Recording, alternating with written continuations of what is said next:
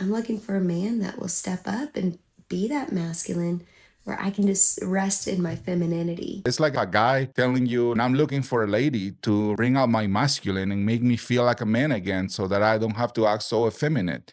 It just doesn't make any sense. So next week, I turn 38 years old and never been married, no kids, really have grieved that. Not saying it still can't happen, but like the thought of hope is painful, because there's no promise of that. But as a Christian, I want to believe that that will occur. I'm not going to hate for you for being a Christian and having faith. All right. I wish you all the best, but you cannot go trailing around in life making bad decisions and now just hoping that God's going to send you a wrath. Now, He might. Anything is possible, but you have to also start to understand that you got yourself here. Don't lose faith. I'm telling you, I mean, you can have all the faith in the world, and that's good for you. It's good to have for you. Anything is possible with God. But let's see where this goes for her. I was given a vision a long time ago of 2 kids and a husband, and I don't know if that will ever come or if it was just encouragement. I don't know yet. But here's the thing I want to talk about, and that is in singleness as a Christian woman specifically. I want to encourage men a little bit, some insight. Maybe this is just me. But I was told when I was in my 20s, when I was not married, and all my friends, and I went to a Christian university, and all my friends got married. They did the right thing. That, like, don't wait for the man. Your life does not begin when you're in marriage. So I was like, okay. And one thing led to another. I went through a bunch of health issues. And when the Lord healed me in those areas, I went back to school and became a doctor. And became, later in life, a doctor of chiropractic because it profoundly changed my life. I wanted to serve others the way that it served me. And now it is a ministry for me. And I've opened 2 practices, incredibly just like filled in this, helping people, praying for people. Well, it seems like she's gone through some rough times. I don't know to what extent or, what exactly happened with her. She had a good start. I mean, she definitely grew up Christian. And unfortunately, whenever she took that person's advice and decided that she was going to just go ahead and start her life, she just kind of took it too far and then just locked in all into being all about herself and her goals and career, and probably didn't give enough importance and time to actually finding a good husband and establishing a family, with him. If she was young enough, she could still pursue some of those goals. Plenty of young couples are doing it. I'm sure a lot of her friends that she mentioned that got married did something similar as well. But it's just kind of sad to see that a lot of people that would have probably made for good wives then, when they were younger, then they get caught up in different things, and she definitely probably had good values, good Christian values. And as time goes by now, however many years I think she says she's almost 40 years old. Now she's way past her prime time and more rough, more jaded, more disgruntled. And now she's trying to like have her message for men. We'll see what she's about to say about this. I've been told by men that I'm intimidating, that I'm a lot.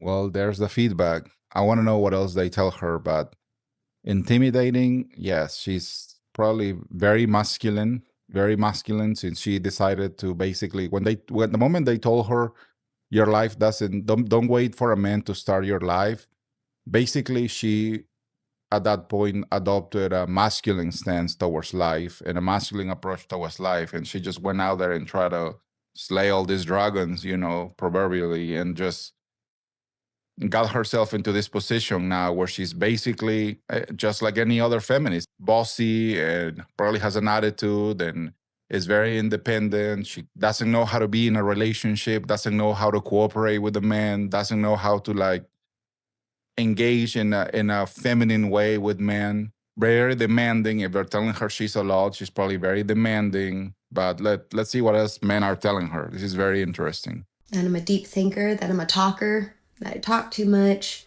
that I'm very heady. And in that, I still want a Christian man that's going to lead, and I want to be a submissive wife. So I want to encourage men. All right, I'm gonna pause for a second. She says she wants to be a submissive wife, but the thing is that that is not what's inside of you. Just like many of the other people complaining and not understanding the point is that if that's not who you are not going to be able to. It's not something you can turn on and off, and it's not that you're gonna go around and submit yourself to any man you meet, but your personality has been so hardened that you're so set in your ways now, being alone, being independent, and having all these opinions that you're not willing to like bend on, and basically you saying you desire to have a man and submit to him, it's just nothing but just another one of your strong opinions that has no base into something that's going to actually happen for you. Another thing I can see from her is that she's just also probably very stubborn. I mean, and I think that's kind of what some of these guys are probably telling her, these guys that are dealing with her, and good on whoever's telling her this thing for being honest, being honest with her and telling her kind of like bro, you're too much, you're very strong-willed, you won't shut the hell up. Women, as it is in nature, they just naturally are talkers. They like to talk a lot. But the thing is that when you have these lonely women, think about their lifestyle of what that is like. Guys, we don't need to talk that much. We just like chill. The single women, like in her situation, is a very lonely life.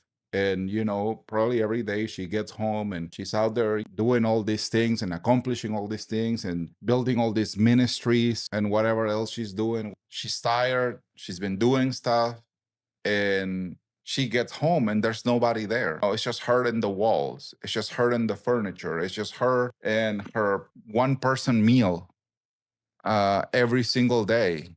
And friends cannot fulfill that for women. For a guy, if you have a lot of buddies, even if you don't have a girlfriend, if you have a lot of buddies, you can just shoot the shit and have a good time, and life is good. But for a female, it's just like slow death, basically. It's death by 1,000 cuts. Every day that go by, you just get lonelier because you have all this buildup of things that you want to share and talk, and also you want to feel comforted, and you want to be cherished, and you want to feel safe, and you want somebody to be there and hug you and hold you and tell you it's going to be okay, and you don't have that. And that's why you actually end up finding a lot of these chicks that go and like blurt out all their thoughts online, because then the phone will always listen, and then you'll find people to reassure you in your insanity online as well. And that's how you end up in this type of situation. Even if she seems successful or intimidating, the biggest flex that you can do is make me feel feminine. This is, again, I'm gonna be brief now because I've been talking a lot too, but a man can certainly make a woman feel feminine.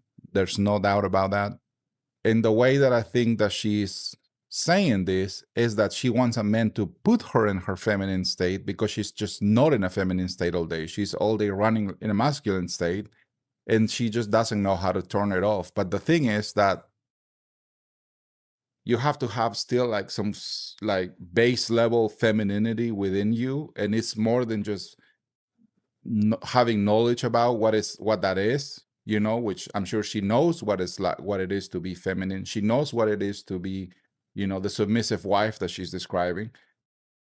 Knowing about it doesn't mean that you are that, and it doesn't mean that's something that's in your core. And maybe at some point it was part of her core, but she's been so hardened by life that it's just too much work to even try to chisel at it, to try to get to it again.